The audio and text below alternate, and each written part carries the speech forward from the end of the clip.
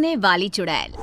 Amanpour नाम के गांव में चंगू मंगू नाम के दो किसान दोस्त रहते थे। दोनों का आपस में बहुत प्यार था। रोज की ही तरह आज भी दोनों एक साथ अपने खेत की ओर जा रहे होते हैं। अरे यार मंगू, मौसम बड़ी तेजी से बदल रहा है।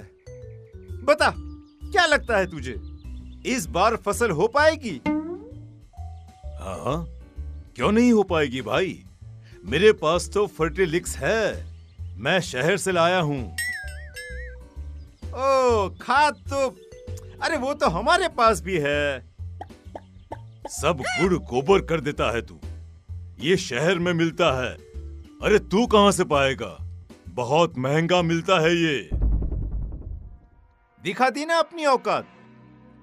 मंगू, आखिर हमारे बीच पैसा आ ही गया। अरे नहीं चाहिए मुझे तेरे जैसा दोस्त जो हमेशा मुझे नीचा दिखाना चाहता है। अरे चंगू, पर मैंने कब तुझे नीचा दिखाया? अरे मैं तो सच्चाई कह रहा हूँ। गांव के बीचों बीच दोनों बुरी तरह लड़ पड़ते हैं। कुछ ही देर में बोला चाली हाथापाई में बदल जाती है। गांव के कुछ लोग आकर उन्हें छुड़वाते हैं और अपने अपने काम पर जाने को कहते हैं। शाम को मंगू तो अपने घर लौट आता है, पर चंगू नहीं आता। अभी तक ये घर नहीं आए। इतनी देर तो ये कभी नहीं करते। भगवान ना करे इन्हें कुछ हो तो नहीं गया ना। मंगू भाई साहब के घर जाकर पता करती हूँ। रास्ते में ही उसे सुबह चंगू मंगू के बीच हुए झगड़े के बारे में पता चलता है। मतलब मंगू भाई साहब ने ही किया है ये सब। ऐसा बदला लिया कि मेरे सुहाग को ही गायब कर दिया। विमला गुस्से में सोनम के पास जाती है और कहती है, कहाँ है सोनम, बाहर निकल। बता मेरे चंगू जी कहाँ है? क्या किया है आप लोगों ने उनके साथ?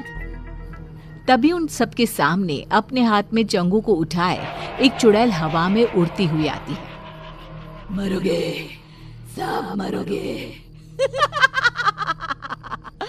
छोड़ूंगी नहीं मैं किसी को, कोई नहीं बचेगा। कौन कौन हो तुम? छोड़ दो मेरे पति को। मैं हूँ उड़ने वाली चुड़ैल।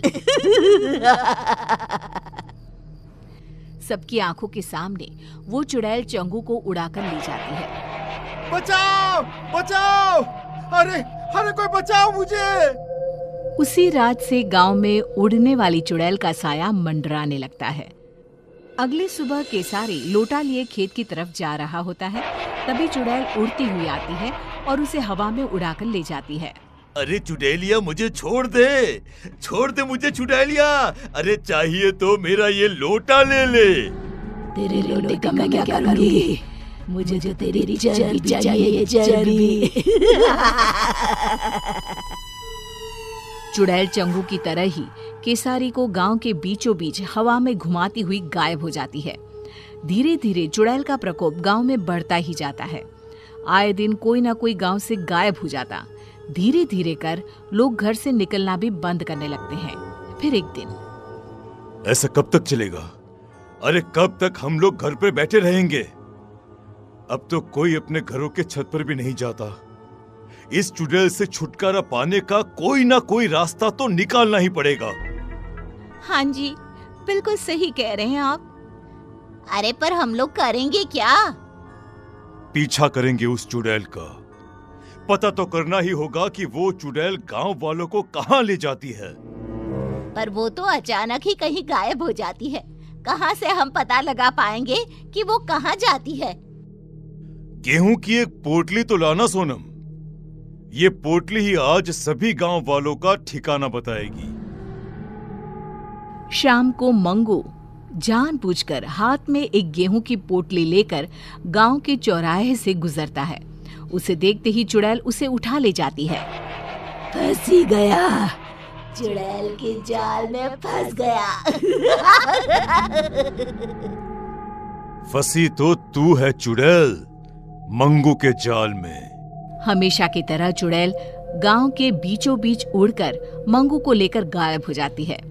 चुड़ैल के अदृश्य होते ही मंगू अपनी पोटली से गेहूं के दाने नीचे डालना शुरू कर देता है। दानों का पीछा करते हुए सभी गांव वाले एक अलग ही दुनिया में पहुंच जाते हैं। एक ऐसी दुनिया जहां हर तरफ इंसान की शक्ल की सब्जियां थी।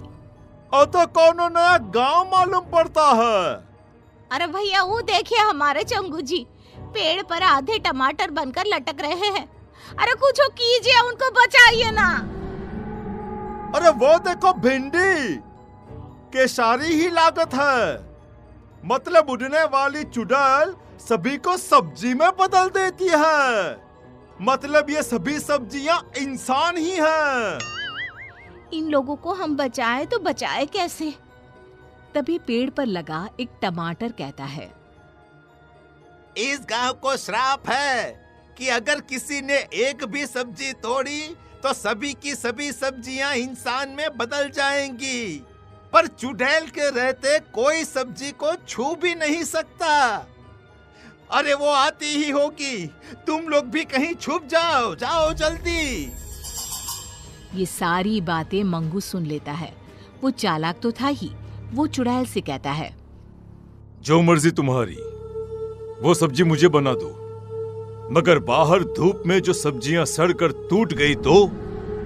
मेरी सब्जियां टूट नहीं सकती, उन्हें ताजा रहना होगा। तो किसी को सब्जियों को पानी देने के लिए क्यों नहीं रख लेती? हाँ, ये सही रहेगा, पर ये काम करेगा कौन? हाँ, वैसे तो मुझे मटर बनना था, पर ये काम भी चलेगा। जाओ चुड़ैल, तुम आराम करो, तब तक मैं सब्जियों को पानी दे आता हूँ। मंगू बाहर जाता है और सब्जियों को पानी देने के बहाने एक सब्जी तोड़ लेता है। जैसे ही वो सब्जी तोड़ता है, जादुई नगरी खत्म हो जाती है। सभी सब्जियां इंसानों में बदल जाती है। तभी वहां भागती हुई एक खूबसूरत लड़की आती है। मैं एक श्रापित राजकुमारी थी। जब तक कोई छुपकर सब्जी नहीं तोड़ता, मैं आजाद नहीं हो सकती थी। तो मुझे बताओ, तुमने कभी किसी को सब्जी तोड़ने क्यों नहीं दी? ये श्राप था ही ऐसा। मुझे सभी को सब्जी तोड़ने से रोकना था। बाकी मुझे कुछ भी याद नहीं था। श्राप ने मेरी बुद्धि ले ली थी। पर आज जब मंगू ने हिम्मत दिखाई और सब्जी तोड़ी, तो सभी के साथ मैं भी मुक्त हो गई। मंगू की समझदारी सभी को बचा लेती है। सभी लोग वापस गांव आ जाते हैं। चंगू मंगू फिर से अच्छे दोस्त बन जाते हैं।